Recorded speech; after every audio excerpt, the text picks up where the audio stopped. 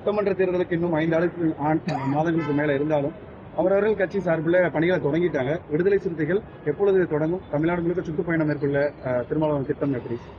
முதலமைச்சர் பதவிக்கு போட்டியிடக்கூடிய கட்சிகள் திமுக, அதிமுக,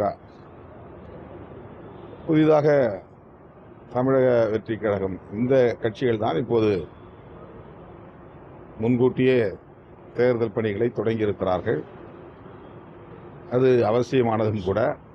விடுதலை சிறுத்தைகளை பொறுத்தவரையில் திராவிட முன்னேற்ற கழகத்தின் தலைமையிலான கூட்டணியில் அங்கம் வகிக்கக்கூடிய ஒரு கட்சி. அதே நேரத்தில் தனித்து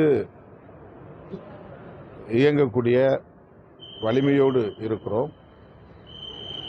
அந்த தனித்துவம் பாதிக்கப்படாத வகையில் கட்சியின் கட்டமைப்பை மேலும்